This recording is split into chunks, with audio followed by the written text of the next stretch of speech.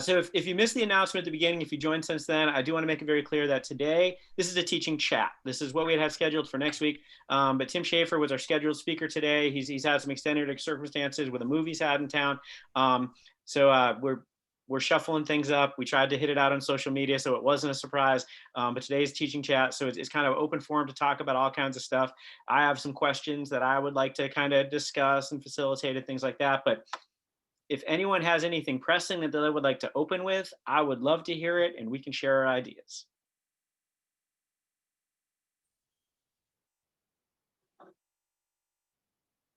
And I can't tell if Stu wants to talk or if he's just chewing. Sounds like Stu wants to talk.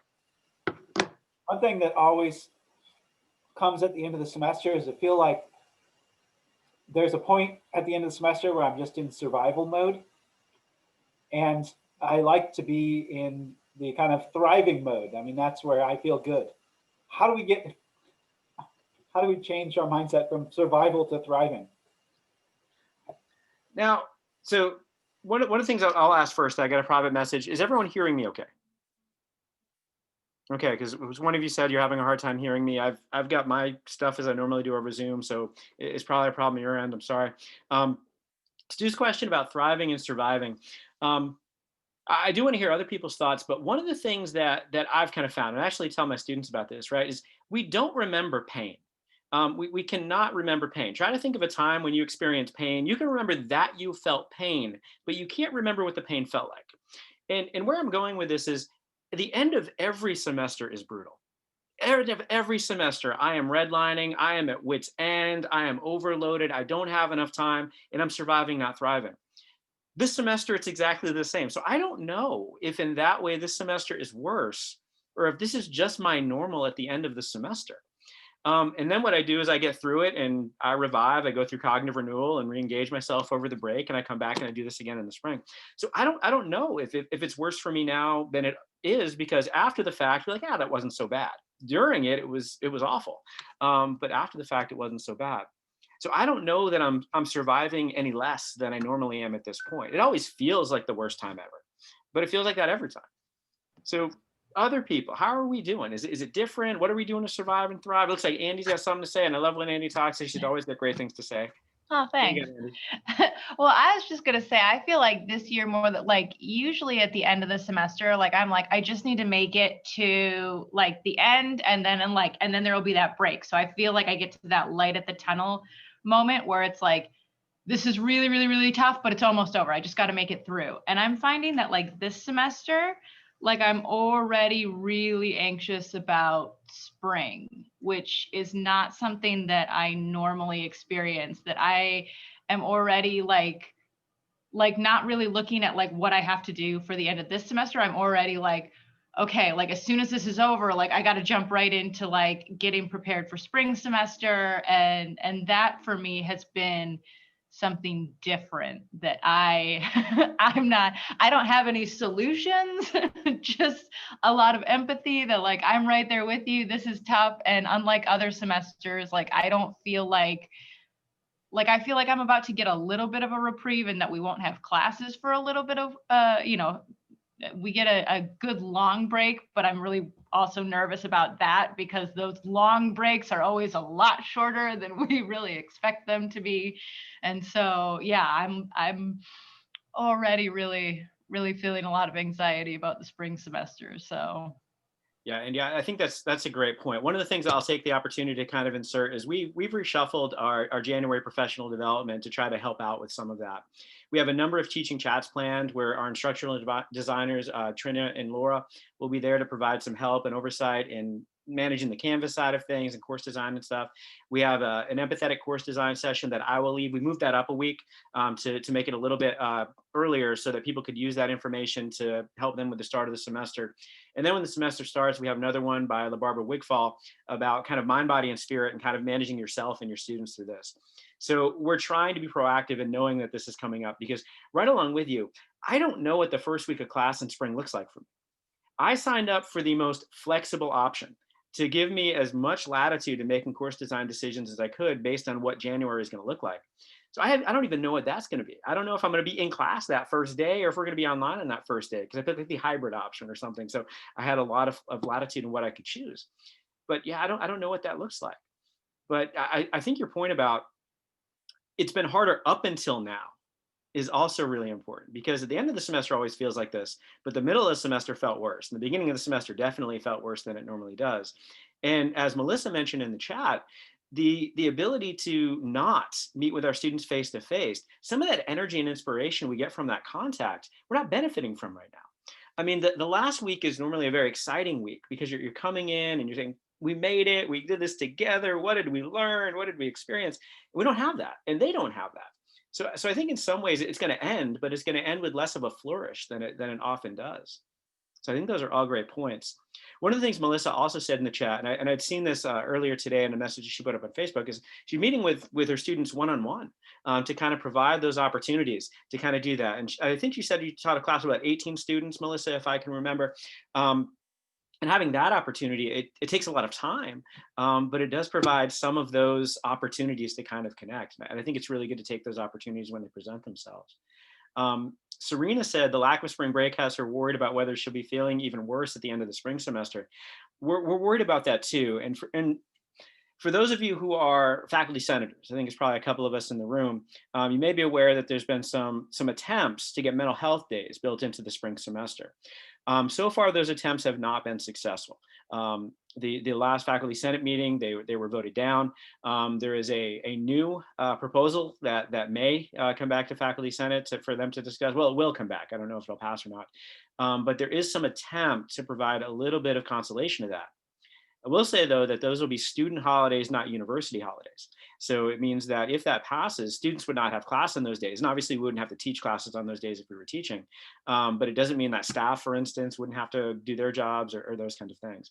So it's going to be very suboptimal. And I think kind of having some forewarning on that is helpful. But at the same time, it's not that forewarning is going to create an optimal solution. It just won't. That's not what the situation is going to allow. So I absolutely empathize with that too, Serena.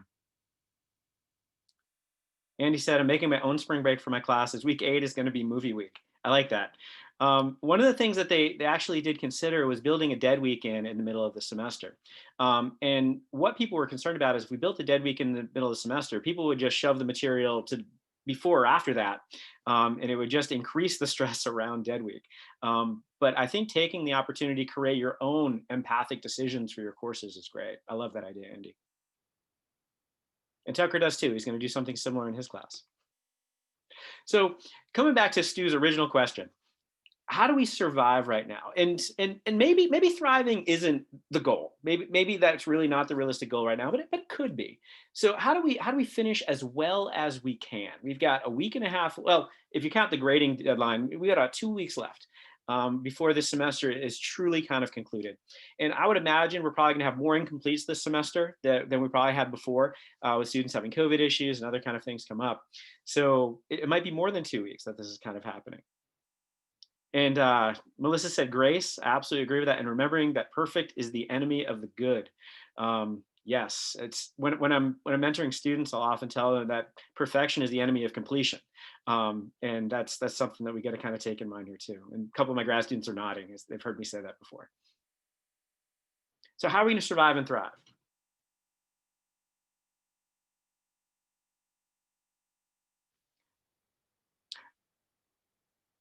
So I see in the chat, I'm going to teach mindfulness and encourage our students to take time to breathe, taking walks in the woods known as forest bathing concept. Yeah, getting outside is really important. I didn't realize how important it was because I always was outside a lot. And now when I'm not, when I'm sitting in this chair for 8 hours on end a day, getting outside for just a couple of minutes to walk the dog or play catch with the kids or something like that is really, really important. So I love that idea. And I guess vitamin D from the sun is a good thing. I'm not a physiologist, but those kind of things seem to be helpful. Andy said yoga with Adrienne on YouTube is great. She has a new video called Yoga for When You Feel Dead Inside, which is wonderful. I'm going to check that out. I do yoga every morning, but typically I just do my own routines. I'm going to have to check that out. That sounds awesome. Yoga with I Adrienne. don't feel dead inside, but I mean, I found it really helpful a couple weeks ago when I was just like at my wit's end and I was like, I don't know anybody. I saw that video and I was like, that's exactly what I need. Like, I just need, like, I need somebody to recognize that, like, I'm burned out. And like, I feel like that helped me to kind of just reset my mind, which was really helpful. Donna Shank Hamlin has said, suggest the trails from Sunset Zoo down to Wildcat Creek for forest bathers, like that. More yoga for Adrian Love, music therapy, mariachi music is suggested by Donna. It's not my, I'm grooving with the Christmas music right now. Christmas music like 24/7. That's helping me. Javari is taught a course, Healthy You, Happy You course for students to get through this pandemic. I would love to see the syllabus for that. I don't know if you'd be willing to share that, but that sounds amazing. I think that's something that a lot of us need. And we might want to talk a little bit more about what we could do with that as faculty, because I think sometimes we spend so much time talking about the mental health of our students when our mental health is really important too. And we're facing a lot of challenges as well. You know, at any point, I might have a little kid bust through this room. My cat we got a new standing desk in here and the cat is just it makes it her amusement park. Like, there are so many little additional things that are messing with us right now. Javari is offering the course again this summer. It's open for anyone who wants to take the course. I like that. Dance is my therapy. It's just my mind and focus is amazing. Lauren says that I have absolutely no rhythm, which is why I do other kinds of things besides dancing. But if that's your thing, and I think to survive and thrive, you got to kind of be self-aware. You got to figure out what works for you. And if something works for you, that's great. If meditation's your thing, great. Video games your thing, great. But kind of finding that thing to find some me time, because me time right now is hard to come by. And finding that me time, however it happens, whatever form is satisfying for you, I think is really helpful. Jigsaw puzzles. Yeah, I like those. Recently started walking to campus. Very nice. Perfection comment is so true. I've been trying to chunk things up to move through my to-dos. Also working to give myself a break and not be so hard on myself when I don't get as far as my expectations. And then Javari gave the details on her Happy You, Healthy You course. One of the things that I've done recently to try to find some fulfillment and some thriving, and we shared this as an Engage the Sage video. Tucker, drop it in the comments in case anyone wants to. I do this at the end of every semester with my students. I have them list the top 10 things they learned through the semester, and it's really a cool conclusion. Reading those are really gratifying to kind of see the concepts that stuck with them, to see the moments that were really important to them, and it's really interesting because there might be a really small point you made in week 3. And a student will have like, that was the thing that woke me up about this field. You know, it's really kind of cool to kind of see that. What I did though this year is I also did the top 10 things that I learned. And then I made that a video and I shared it with my students. And it was really cool to kind of sit down and think about, from this experience, and it was harder and it was more challenging, what can I take from it? And I learned things like, I'm not going to get all my stuff done. You know, and the world is probably going to keep spinning, even though I didn't get all my stuff done. And I learned that things were really hard. And I also learned that some things were really, really cool. And I learned that it was hard to connect over Zoom, but I learned that it was worth trying to connect over Zoom and those kinds of things. So I think what helps me is realizing that there, even in difficulty, even in challenge, there's always these silver linings. There's always these things we can take away. And it was really kind of therapeutic for me to kind of get those down and to actually make that list of the things I was taking away from this semester that I had learned. And sharing it with my students was really kind of cool for me because I get to make connections with them and doing it. So I highly recommend check that out, but also think about doing it for your students. Melissa said she chatted with a colleague recently about this. She makes a not to-do list for things that aren't healthy or helpful, like not watching shows, TV before the sun sets. That's cool too. I often have a not to-do list. I don't usually write it down, and I violate it all the time. So I find I'm less guilty if I don't have the list. And I try not to make myself feel too guilty.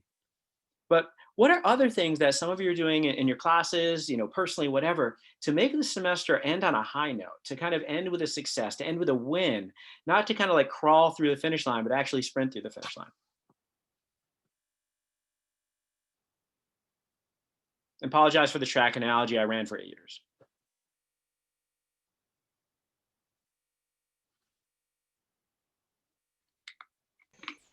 I wish I had big answers for this, but for me, I think it's just really, really little things. So like grading final papers that come in and like just using that as an opportunity to get to like leave like rich comments and feedback to students. And I feel like with as little interaction as we've all had this semester, that actually feels pretty good to be able to do that. And sort of seeing that, even though this semester has been challenging, students are still learning. I saw, I have students who are really clicking with the material and they seem to be getting it. And that makes me really happy. That's not the case, for everybody. And I don't think it is in a normal semester either, but sort of focusing on those small victories. I don't think those are small. I mean, I think it's one of those kinds of things where, there's no like big overarching answer that completely fixes the challenges we faced. But I think that those are just victories. I don't think those are small victories. I don't think we need to undercut those at all. I think those are wonderful. One thing that I did this year was to have for the last day of class, I sent my students a survey before Thanksgiving break, just like, what are the things that we haven't talked about in class that you still have questions about? What are the things that we have talked about, but like that you still have questions about? And kind of solicited their feedback. And I had the last day of class just be like, let's talk about the things that we got really excited about during this class and the things that like we still want to know. And a lot of it was just, like, there were a lot of questions that my students had that I was like, yeah, that's a really great question. I don't have a good answer to that. So like, I pointed them to some resources. We talked a little bit, but I think that like having that opportunity to just kind of like talk in a really informal setting was really nice. And to like, kind of show that, yeah, I've been doing this for a long time. I don't have all the answers. But like, here are places where you can find some answers, some suggestions, and then a lot of these things are just finding what's right for you, So I think that it was a nice way to kind of end the semester. What I love about what you did is a lot of people, especially when they're new to teaching, they feel that when they don't know the answers to questions that they're in some way deficient. What you did is you made them autonomous about finding the knowledge in that discipline. And I think that is a wonderful way to express their learning. I think it's a wonderful way to make them better learners on their own. So I love that you did that. That's great. One of the things that I did in my semester is Tucker and I, we co-teach a class called the Principles of College Teaching. We had a wild card day. The Tuesday after fall break was our wild card day. And we had a meeting, our last class before fall break, and we said, hey, we got to figure out what to do in this wild card day. We can talk about something you want to talk about. I said, or we can do that as a mental health day. We can just give you time off. And they were like, no, we want to have class and want to talk about stuff. And we made it completely optional. 14 out of 18 people came to our class and they wanted to learn more about writing exams. That was what we wanted to kind of talk about. So we spent about an hour talking about writing exams, about 15 minutes talking about how do you teach upper level classes, not just lower level classes. And it was really cool. This was completely voluntary, completely optional. And they're like, no, we want to learn more. And that was really kind of cool that we gave them this option and they came in and used that time really well. And when you're wondering at the end of the semester, what is this all for? When you have an optional class and almost all your students come, that's a pretty good thing that you did something valuable that semester. So when your students are coming and picking your brain and my students are coming and picking my brain, that is an awesome interaction and they get to be empowered to create their own education. I love that.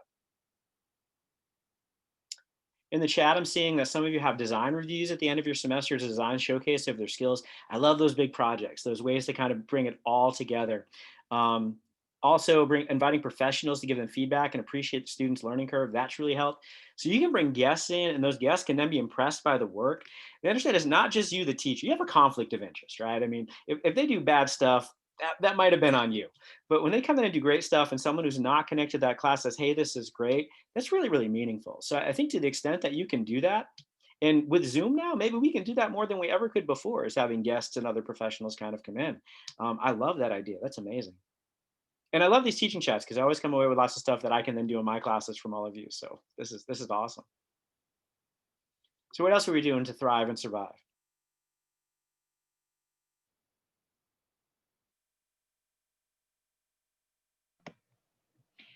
One thing that I often like to do for myself is to always leave gifts for my future self and like do things for, like I like to make, a lot of times I'll make my breakfast the night before, like I'll set up the crock pot to make oatmeal so that I have a nice warm breakfast in the morning. So I've been thinking about like how I can do that for spring semester, which is maybe also why I'm experiencing anxiety about spring semester right now, because I'm trying to like think about how I can kind of maximize assessments, like have less of them that require less grading, that would be more fun and impactful for my students.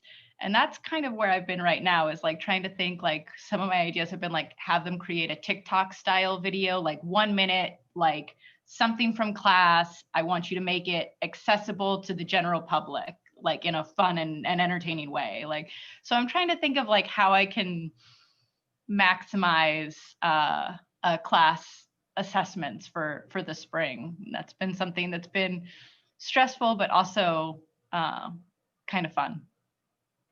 Love that. And anything you can do to tighten up and streamline your grading is amazing. I've made this recommendation before. I'm a huge proponent of giving students maximums, not minimums. So rather than saying it's a minimum of 5 pages, it's a maximum of 3. And what typically happens is I give them less space or time than I think they really need, so that they're forced to give me their second draft, not their first draft, which is typically higher quality. And it's easier to grade. They're usually better products. So this is win-win all over the place. So I highly recommend doing that. In my class, we'll be doing PSAs. So you're going to do a PSA about what you're going to take from the class. A lot of my classes have like a social justice orientation to them. So a PSA to make society better is something my psychoprejudice class that they're doing. And they've got a maximum of a 2-minute video or a maximum of 400 words. So they can make a video or they can write. And those were amazing. It was so cool to kind of see something really good and really, really pro-social coming out of what they learned. And when you're grading them, it doesn't feel like work because they're so cool that you're kind of doing that. And you can set up the rubric, in ways to kind of make sure that they know what they're going to do in that PSA. And it's awesome. Someone in the chat said they have the students make group project videos, kind of similar to the vein we're talking about, from interviews with professionals they did for the project. I like that. And posted them for the week's classwork. They have discussion boards for the videos where they can write one interesting thing they've learned from the video, so students have positive feedback from their group projects. And it's positive feedback not just from the instructor, but also from their peers. I love that, because what you're also doing is you're offloading some of the assessment. You're offloading some of the feedback, and empowering your students to do that. I think our students need to understand how powerful their voices are. So giving them an opportunity like that is really wonderful. That's awesome. So what else are we doing? I have more questions to ask. I have more things I want to hear from all y'all, but anything else in this? Melissa has to go. Thank you so much, Melissa. We've loved you being part of all the TLC events this semester. And I'm truly inspired by all the things I see you doing with your students. Thanks, Don. I appreciate that. Thanks for all that you all do and share. I've learned so much from you all. Thank you. Coming back in the spring, so we'll see you.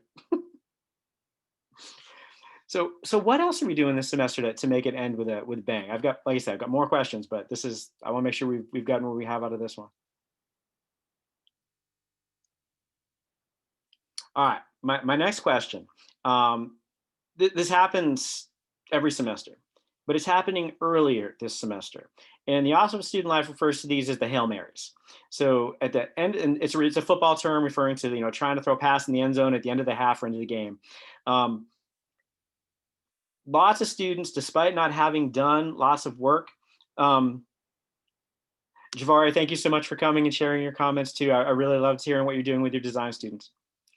At the end of the semester, students who hadn't done lots of work, don't have the grade that they want, have had challenge that they've been facing, and are now saying, what can I do? I need insert whatever grade they asked for, and I don't have that. What do I do? So I'm really just kind of interested to hear how people are either dealing with or preparing to deal with these Hail Marys that their students are throwing.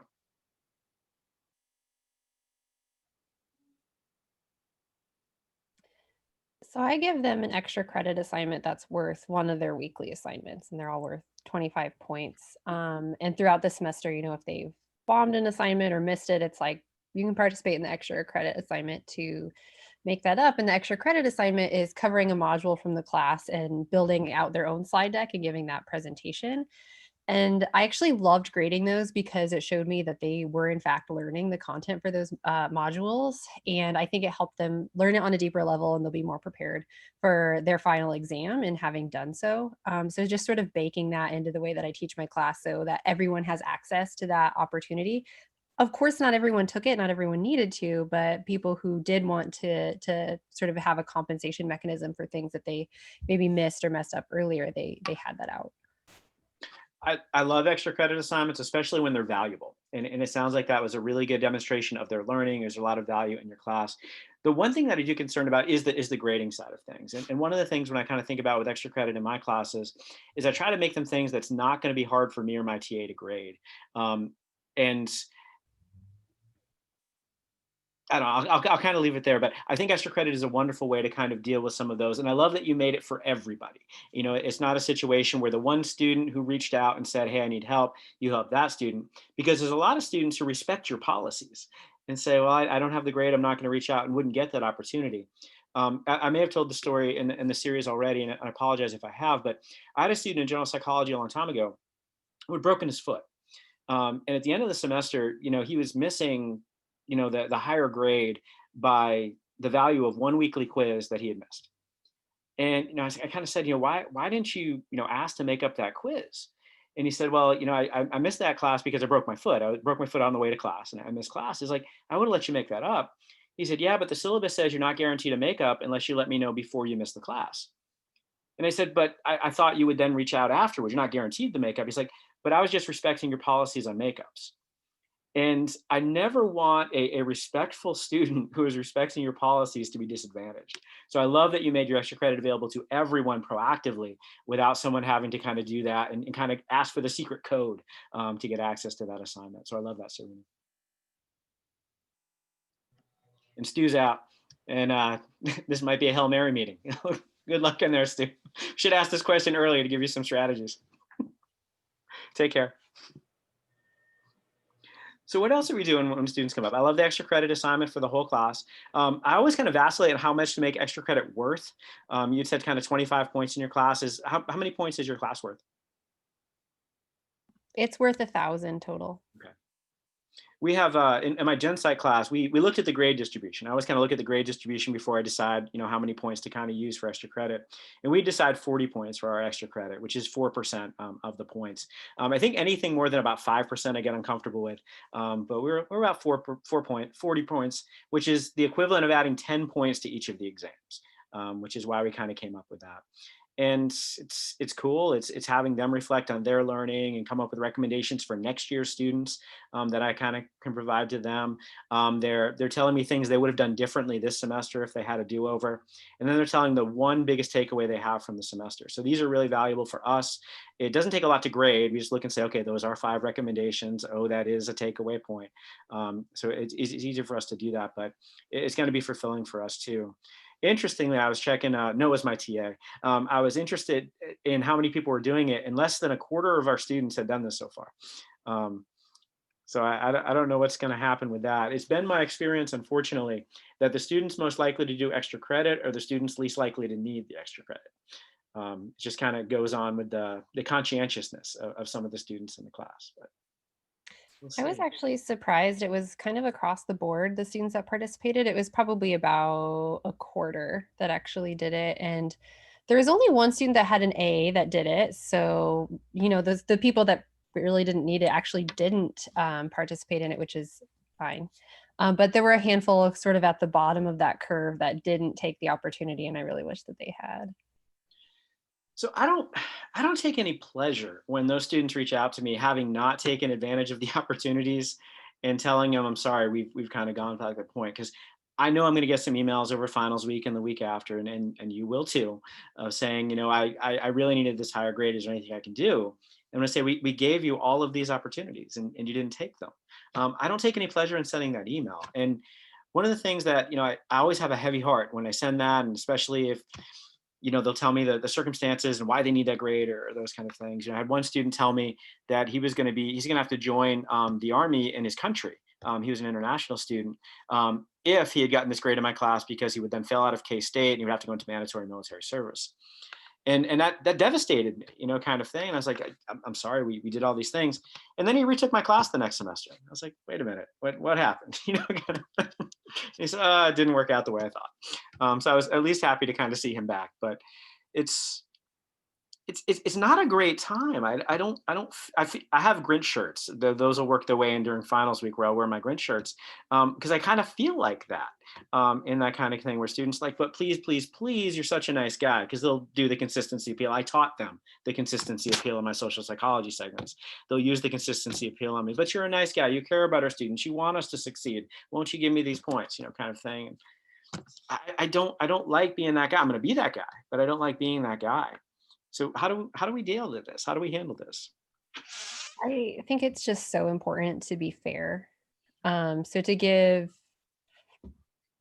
opportunities to some students that you're not giving to all just does not feel fair, and you have policies in place for a reason that hopefully are being consistently implemented. Sorry, my daughter just brought me yogurt and it's all over my hand now. It's nice though. It's got almonds and chocolate chips in it. It's very nice. One thing that I've been finding a little bit like frustrating this semester, especially because I feel like I've been more lenient than I ever have, and like I've really focused on like communication. Like we can do whatever you need, just talk to us. And I'm happy to like open up assignments for you again and like let you turn things in late. And like a lot of students didn't take those opportunities and then are now being like, well, what can I do? And it's like nothing now, I just, it's gotten to the point where I'm like, yeah, like we're done. And I've had less problem in the past at the end of the semester. Like I laid out the expectations very clearly at the beginning, like this is what you had to do. If you didn't do it, then you didn't do it. We're at the end. And I usually warn students like, in the first third of the semester, it'll be like, pay attention to your grade. If it's not where you want it to be, now is the time. Because, at the end of the semester, there's nothing that can be done about it. And so like this semester's been extra frustrating to get those emails. And my heart goes out to the students because I know that it's been a really tough semester. But at the same time, like if you haven't done the work all semester, like I understand that it's been a really tough semester, but I can't give you a passing grade because it's been a tough semester. Like, especially because like I oversee our basic Spanish program. And like, if you haven't gotten the material in Spanish 2, like you're not set up for success for Spanish 3. Like, so yeah, it's a tough place. I've had students who've reached out and I've almost never said no this semester. NOAA is continually having to reopen the Canvas assignments for people to upload assignments way after the due dates. I'm like, yeah, get it in and we'll grade it, kind of thing. But it's so hard when I created videos that were titled like how to succeed on, and there's like one for exams and one in this other assignment and things like this. And they weren't watching them, kind of thing. And it's just like, we gave you a top 10 ways to succeed on our exams. And then you reach out and say, hey, I need help on these exams. I didn't do well. And I said, did you watch the video? And they said, what video? Like, we put that everywhere. We put that in announcements. We put it up in Canvas. We put it in the module for the week. We did all the things. Like, how did you miss the video? And they said, oh, I don't know. So I don't know if this is anyone else's experience. You would think it would sort of be a common assumption that students know we can see if they watched the video or who attended Zoom. If we're not taking attendance live, we can go back and see. I don't think they know that, because I did have a student contact me like, why am I doing so poorly on exams? Do you have any tips for me? Well, I pulled the analytics from like our live Zoom links and the media site links where I upload the recordings. And I'm like, you're not attending class, so maybe you could attend class. I had one student didn't do well on the third exam, and emailed me and said the exam, it was not long enough. We didn't give him enough time because he didn't have time to look up all the answers, because we let them use their open resources and stuff, and wondered if the dean of students could step in and do something.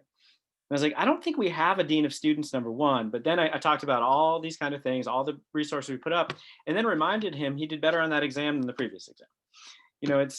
It's really hard sometimes when you do all the things and you're trying to do right by your students. And we had all these recommendations about you will not have the time to look everything up. You're going to have 90 seconds per question. I even told them how to set up their study area. You know, I would have cheat sheets for each of the modules because you're not cheating, you can make these.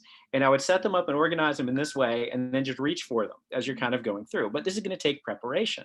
So as I even told you how to cheat on my exam, and you're reaching out to see if the dean of students can step in and raise the exam grades. I was like, that was a low moment for me this semester.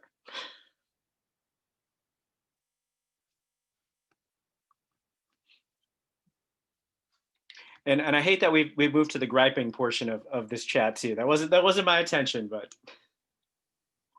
Yes, I want to commend you for using the analytics and looking into, each individual student's story. I think that's important. I think that is, I just want to applaud you for that. I guess that you're taking that time to look at the individual situation and what effort they're putting into it. Well, I had suspected that it was a bit of a non-attendance thing, but I didn't want to make that assumption without having actually looked at the data first. And it was an easy recommendation, right? It wasn't like, let me type out all my study tips for you. It was kind of like, well, the best, easiest thing would be to watch the videos or attend live on Zoom. So this is a great point. I want to make sure everyone knows what we're talking about. So the first thing I'll say is that I didn't know until about midway through the semester that you could actually download after a Zoom meeting the kind of report, the usage report, and it'll tell you who was there, how long they were there, and those kinds of things. So I highly recommend that you do that after your Zoom meetings if this is something you're looking for. So if you're the host, you can go back in, you click reports, and then usage, and then you can download that into a CSV file. So you'll be able to see all the students who were there and how long they were there. So did they show up just at the beginning? You'll be able to tell those kinds of things. But Canvas analytics are also something that Trina and Serena are talking about. I know a little bit less about these, so I was wondering if either of you wanted to give a little bit of overview about what kind of analytics we're talking about and how they can be used. I'll let Trina answer about Canvas analytics because I don't think I am as good about understanding how those work. But I take my Zoom recording and I download it from Zoom, and then I upload it to MediaSite because there was this concern about the cloud storage for Zoom. So then I upload it to MediaSite to be posted on Canvas. And MediaSite itself keeps analytics. So it'll tell you who watched by their username, which is usually pretty closely linked to their actual name, and then what portions they watch. So if they only logged in and watched the first 2 minutes, or if they watched the whole thing. If you have quizzes embedded in MediaSite, it'll give you the results of those quizzes and who participated and that sort of thing. But I'm not as strong on like the Canvas side and seeing like who's looked at what and all of that. So Trina has just put up a helpful link into the chat. So I found that one real quick, and that was for the MediaSite part, how to view those analytics. So if anybody's interested in that, and I can do the same and look up kind of an article about Canvas analytics.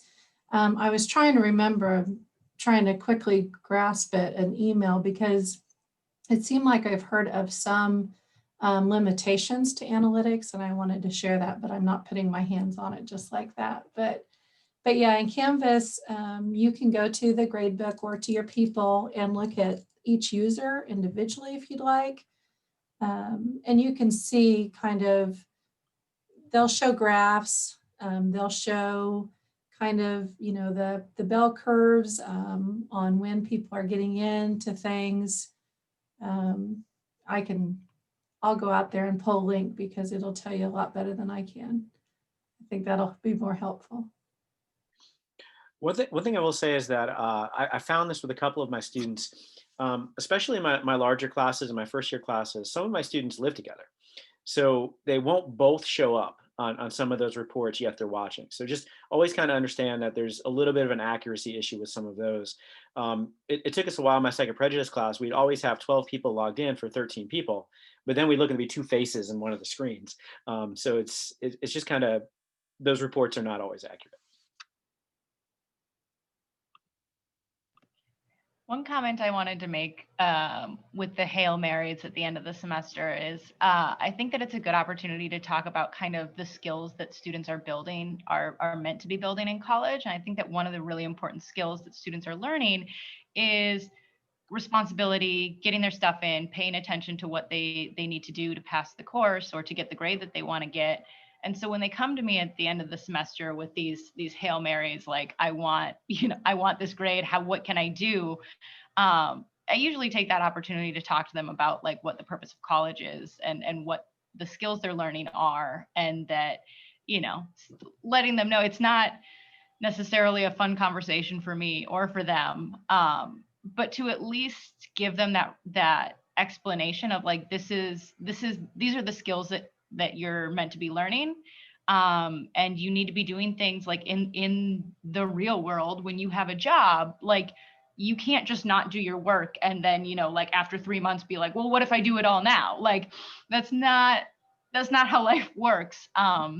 And so I think that when I couch it that way, like the students, they're generally disappointed in that answer, but I also like, they generally recognize the rationale and will just leave it at that. And they don't tend to take it on to anybody else, or they'll be like, oh, okay, yeah, I can see that. And so at least like explaining kind of that it's not that I'm being mean, it's that like, these are skills that you're supposed to be learning and you didn't demonstrate them. So for next semester, I recommend paying more attention, and I'll usually give them some tips and ideas of strategies of how they can do better in the future. Two things I really like that. Number one, that is a consistency appeal used back on the students. So not only do they use it to exploit us, we can use it in our conversation with them, but I also like that you built them up for next semester. And I think sometimes, at least my students, seem to be very focused on what they've already done and not what they still have left to do. So one of the things that we often try to do when students are doing the Hail Marys, like they're reaching out to us this week, we talk about how much is left. We've got this thing due this date, this thing due this date, the final exam is worth this much. So let's talk through possibilities, in terms of those kind of things. So let's be proactive rather than reactive. And I think that's not always, as Andy said, what the students want to hear, but it's more empowering than going in and just changing the grade in a spreadsheet somewhere. So I like that.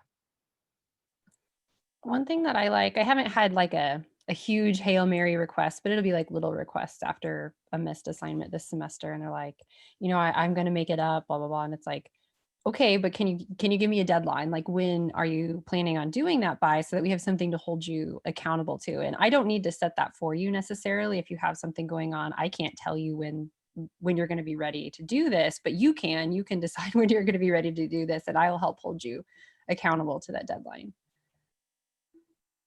I like that.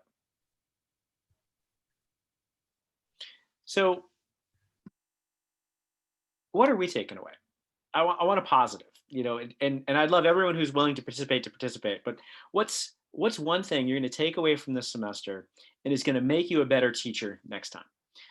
Because I always think, I was an athlete, and those film sessions on Monday, after a football game on Saturday or something, and the coaches are yelling at you for what you did, it was all set up to make you better than the next game.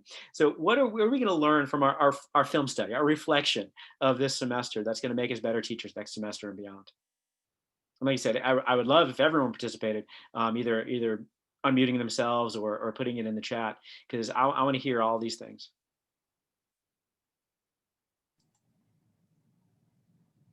I think that this, having to deal with different modalities and different limitations and everything has really forced a lot of people to really look at their teaching much deeper. And I think people have learned not just technology and not just how to get by, but I think people have really looked at their teaching skills and added a lot more tools and techniques that they probably maybe wouldn't have done had this not, this year not happened. So I think that's a positive that came out of 2020. Absolutely agree with that. I mean, it's the same old did not work this semester. So we definitely had to explore some new ground. Who else would like to share? One thing that I think I've learned this semester with the questions my students have had is, I kind of like your ideas, Dawn, where you make these videos on how to do things. And I'm wondering if next semester I should do a video of what your week should look like, when you should be doing what, and then what you're expected to do. Because I have lots of little assignments during like the semester, so that the big assignments aren't worth as much in their grade. And it's really also to keep them accountable, but they got confused about when they should be reading or watching the videos or when things are due. And I'm wondering if just walking them through and having that video for them to reference over and over through the semester, at least at the beginning when they're still trying to get used to the kind of tempo and the work that we do in our class, if that wouldn't be helpful for them. I think that's a fantastic idea. I love that. All we got to do now is get them to watch the video. But yeah, I love that idea. That's great. I'm completely stealing that. Thank you. You could even have the students make the video. I mean, you know, this is one thing that I've found that this semester, I think I've been more democratic than I ever have been in teaching. And it's something that I would really like to carry through. You know, I've had students doing bi-weekly self-evaluations where, you know, it's like, what is one thing you've learned? What's one thing you've improved on? What is one thing you're still struggling with? What can you do to improve on that? And what can I, as your instructor, do to support you? And we recently did the last one that was kind of like we expanded on it and had, you know, a lot more questions kind of reflecting on the whole semester. And one student I noticed in their comment was saying like, you know, I really underestimated the self-evaluations at the beginning of the semester. Like those were really helpful in helping me just like think about what I'm doing and be more proactive. And I'm thinking that maybe for next semester, I'm going to start having students grade their own assignments, you know, give them the rubric, have them do the assignment, and then give themselves a grade. And then I'll go through and grade it, obviously. But I think that like pulling students' attention more to what they're doing, why, what they're learning. I think that that's something that's been really beneficial this semester in my courses and something that I really want to like take and run with. Andy, I love this metacognitive approach that you're using and getting them to think about actually what it is they're doing. I also love both what you and Clarissa are saying about having these lower stakes assignments throughout the course of the semester. They're actually useful for the students that then take away some of the heft of those later assignments to the exams. So I think that's amazing. I love what you're both doing. Christina, I think I saw you light up for a second. I don't know if you were trying to chime in. Yes, I did. I'm sorry. I have a broken light bulb up there. I was only a GTA this semester, so I'm trying to take some lessons away from that as I'm, you know, starting to play with Canvas a little bit. And I've decided to just, you know, arrange my modules by I'm giving the reading assignment, and it will be all like in chronological order. So there won't be any grade for the reading, but I found out, you know, some of the assignments we had like, you know, 2 or 3 page papers. One of the last questions was an incorporate the discussion of your readings, and most of the times it wasn't there, and I was grading those papers. So, and then, for example, another student, she did all the quizzes, but none of the writing assignments. And I think that was just because they were listed in the syllabus, but then you had to kind of go retrieve them somewhere else. And yeah, I think she just never saw them. She never submitted them. And that's a big chunk of the grade. So I think I'm just going to try to, like, what already some other people have said, to just make the assignments, make it very clear, because it happened to me with my daughter's assignments. Like, you know, before the end of the trimester, I was like, PE, suddenly, you know, I realized that some submissions were missing of comments, or just, you know, I did it, and I, you know, started going through all the different courses. And sometimes, like, with teachers, everyone does it differently. It's hard to find what where, right? So I'm trying to take that as a way to see how I can structure things to make it as easy as possible. And to be honest, my my husband's going to be my guinea pig. I'm going to get the course ready, and then I'll have him have a look at it as an external person, to just make sure it makes sense as to what is due when and what it will mean. So yeah, that's my takeaway from it. I love that. And then when you do that, your students can focus on doing the work, not finding out how to do the work. And I think that's a better use of their time. So I love that. And then you can use Clarissa's video or Andy's student created videos to help them kind of navigate the module. I've been very fortunate that the 3 TAs that I've worked with since this pandemic started are all here. So Ashley Schiffer, Noah Rankin, and Tucker Jones have been my TAs for all of my courses during the pandemic. And they are astute at creating these really, really user-friendly Canvas pages and modules. And they learned this from people like Trina and Laura. So one of the things that I'd highly recommend for anyone who's kind of looking for emphasis on that, come to those chats that we're doing in January and saying, hey, this is how I'm looking to lay this out. And then we can share our perspectives about how to do that and the successes we've had and the things that we've learned from that. Because it's really cool when I go into my GenPsych page, my Canvas page that I did not design. This is Noah Rankin's design. And I just click on week 15 and it opens and it's all there in the order I need to do it. It's really, really user friendly. It's really, really easy to student just to go step 1 through step 8 or however many steps we have that week. And it's really cool that Noah has done that in my class, and Tucker's done it in my other class, and Ashley did it in my other class. So I think understanding that there are people out there who already know and you don't have to reinvent the wheel is going to make your husband's experience better when he's test driving this thing.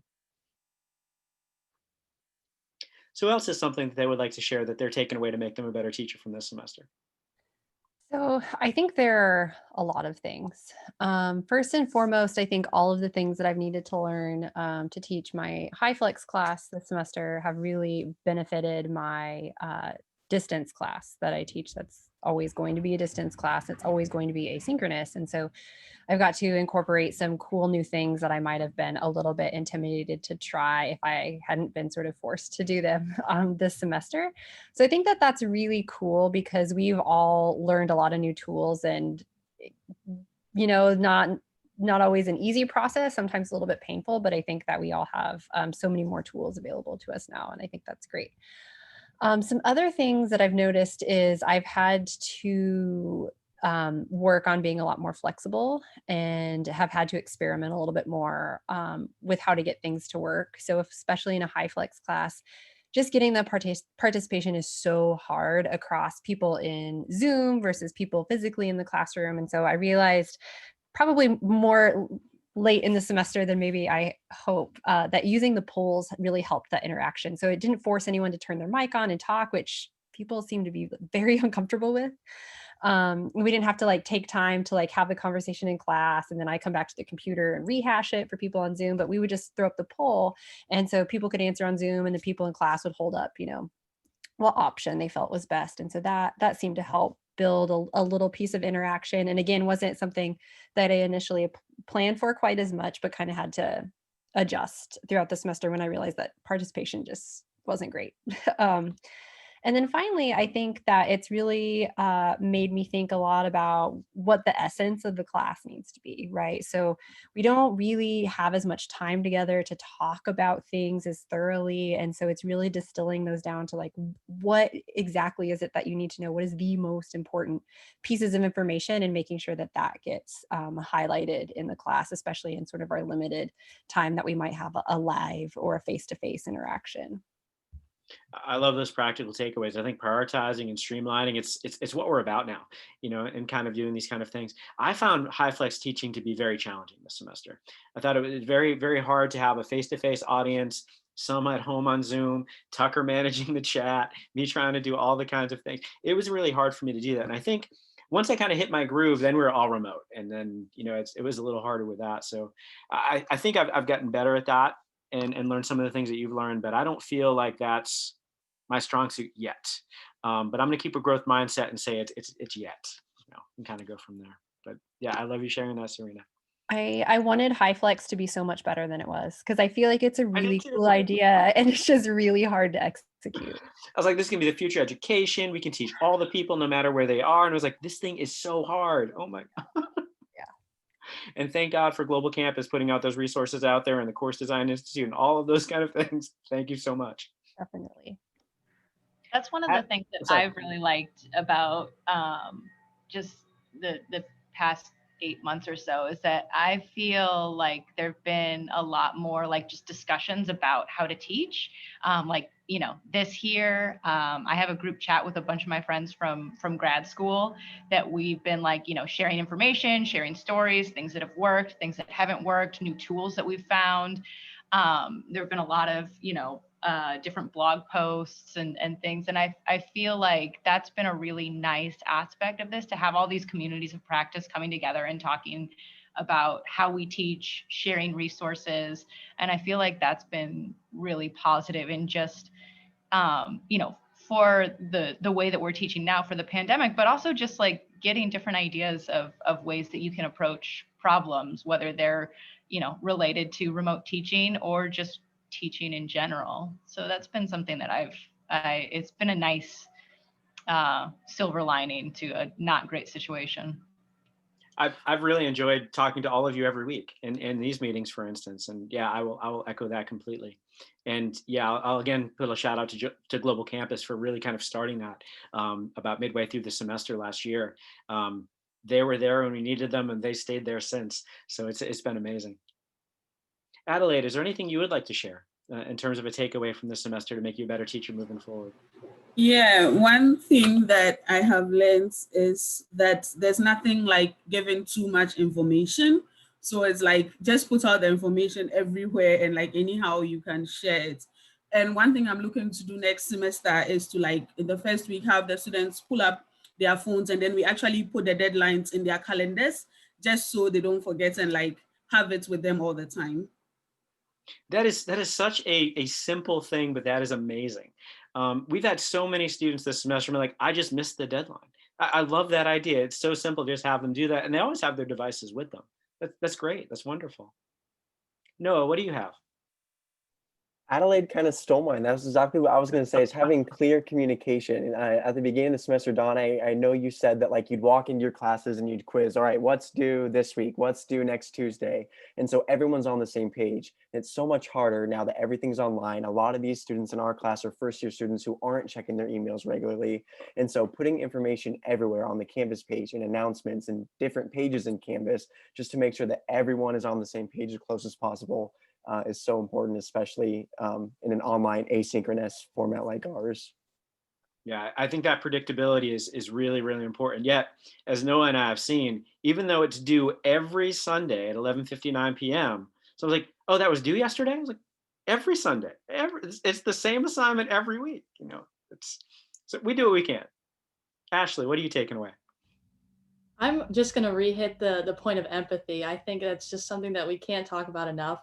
For both myself, other instructors, my classmates, it's just with the current situation and the uncertainty in the future, I think we can't be more empathetic. We need more of it all around, for sure. That was on my list of top 10 things I learned. Empathy is more important than rigor. So I will absolutely agree with you on that. Tucker, what do you got? So the last couple of days, I've been getting some emails from my students just saying how much they've appreciated the way that I've structured the class. And that's been really kind of nice to hear at this point of the semester. So I think the big takeaway that I have is that our students are seeing the work and the effort that we're putting into our classes. And even if they're asynchronous and we never actually see or interact with our students, they're still appreciating and experiencing the work that we're putting into this. So not to get burnt out, not to just kind of take it for granted or just be like, oh, it's fine. So just to make sure that you have that, like, that I have that mentality of like, my students are here for what it is that I'm doing, and not to just get distracted just because I think it's not working, just because I'm not actually seeing their reactions. And Tucker, I'm sure you deserve all of those comments. You're an amazing teacher, and that is great. What I found heartening is this morning I was actually looking at results of a data study that Tucker and Ashley and I are conducting. And we asked first-year students, most of them are first-year students, how satisfied are you with your learning experience this semester? Because I was kind of worried this isn't what they were expecting. And by and large, they are satisfied with it. They are seeing instructors as being passionate about their topics, and they're seeing us as being fulfilled as teachers, more so than not.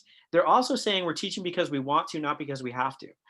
They're really kind of picking up the intrinsic motivation across their classes generally. And I didn't necessarily predict that this semester, but it does appear that whatever it is all of us are doing as a collective, we are reaching out to our students who might not see that, right? We're not there when we teach them the content.